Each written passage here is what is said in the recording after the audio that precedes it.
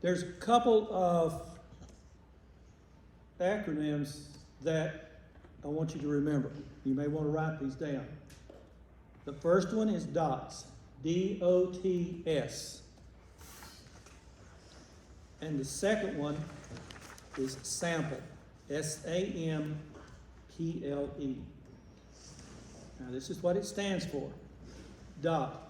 So you come up on an individual, you're doing your secondary assessment. Your secondary assessment, you're evaluating the person from head to toe. Okay? Dots, you're looking for deformities. D for deformities. Limbs deformed, legs deformed, skull deformed, chest deformed, hips deformed. Okay? Something's not right. O stands for open wounds. Are there any open wounds? And what we're going to have with that is we're going to have bleeding. Chance for infection, but primarily what we're looking at right now is bleeding. T, tenderness.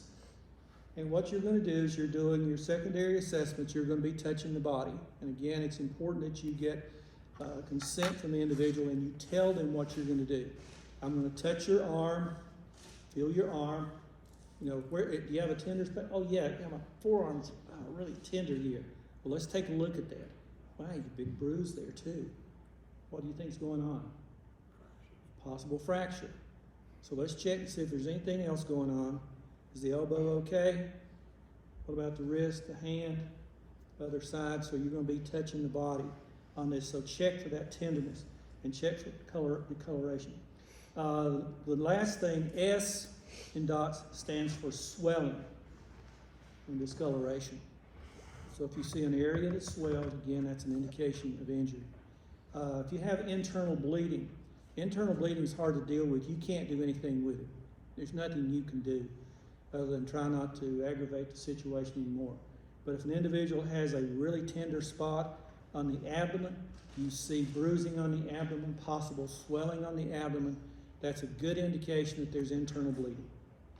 And that is very serious. Do you know where your vital organs are in your body? If you look at the abdomen, do you know where your vital organs are? All right, here we go. Your chest, here you have your heart, here the center, it's in the rib cage. Don't worry about that. That's a different situation. Lungs up here. But you go down below the rib cage and you get into the abdominal region. This is where you have your intestines, small intestines, large intestines, stomach's in there. Liver, where's the liver? Liver's right here on the right side. So if anybody takes a lick here, they may have damage to the liver. What's over on the left side? Kidneys are in the back. What's right here? Spleen. Spleen. That spleen gets injured, you're going to have internal bleeding. So if you have tenderness here, you could have a situation with liver. Over here, you're dealing with spleen. Okay? And that spleen is very serious stuff. Kidney, here. Okay? So just by knowing some basic things about the internal organs, and you look at an individual and you can see bruising or swelling or discoloration, you may be able to surmise that there's an injury in a certain part of the body. You can't do anything about that, but at least you have some idea of what you're dealing with. And you can communicate that information when you're contacting EMS. Coach, can I do a story right Yeah. Real quick story. So a couple years ago, my son was playing in the backyard, and kids were playing with the bricks, and they were sliding them down the slide, and they must have had flip-flops on, and a cement brick broke open, and it cut the top of my son's foot. He was about 7 or 8 then, and come running up to me, and his foot's squirting blood out like this. And it was evident that the cut was beyond superficial. I picked him up quickly and held him, and I could actually see the tendon for his hallucis, his big toe. So I knew right away that there might have been severe damage. So I sent the neighborhood kids home, and I got a white cloth. It was clean, and I dampened it and then wrapped it around his foot. I didn't want to use a dry cloth because it would stick, and when you take it off, it damages it. So I wrapped it fairly tight, wanting to kind of sustain and pressure any bleeding, and quickly rushed him. It was about a 10-minute drive up to an emergency room. And indeed, he had sliced his foot open. We were very fortunate that the Lord prevented any tendon or ligament damage, but it was evident it was right there, and had that brick, another 16th of an inch. Could Got have an cut that artery in tendon. there Yeah. and get some good bleeding going on. Yeah. These things can happen all the time. And, you never know what you're dealing with. So the first thing you're going to look at, dots. Deformities, open wounds, tenderness, swelling, and discolored areas. Now you're going to ask a series of questions if the individual is responsive. If the individual is not responsive, you can ask bystanders, and you may be able to get some useful information from them. This is where sample comes in. S stands for signs and symptoms. What kind of signs and symptoms do you see in this individual that would indicate the type of injury or the extent of injury? You can ask them how they're feeling, get some information from them on this, or you can ask bystanders, what happened, what did you see just prior to this, get some idea on signs and symptoms. A stands for allergies. You can ask the person if they have any allergies, or bystander, you might ask them if they know if the individual has any allergies. M stands for medication. Is the individual taking medication? Or ask them, what type of medication are you taking, if any?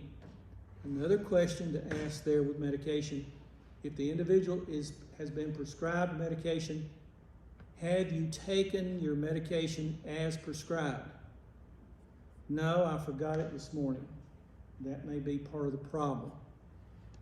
Or, I missed it yesterday, so I doubled up today. That may be part of the problem. So ask them about medication. P is for past medical problems.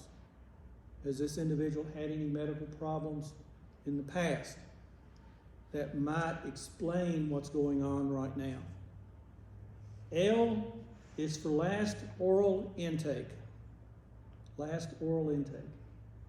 And what is one of the things that you probably would want to know about on that last oral intake when you're dealing with an individual, especially in a hot situation? What's that? Have to do with what? No, it's not medication. You said it right the first time. Water. Water. So the individual may be dehydrated. So I ask, when is the last time you ate? When is the last time you had something to drink? Water. Ask that question. So that last oral intake becomes important. It may be something as simple as getting the person rehydrated or giving the person something to eat. And that may solve the problem. So you ask that question. E is for events leading up to the situation that you've encountered. What events occurred just before this person collapsed, had an accident, was injured? So those are the questions. So two things that you want to remember there. One is dots, and the second one is a series of questions, sample. And all you're doing is collecting additional information to help you understand what you're dealing with.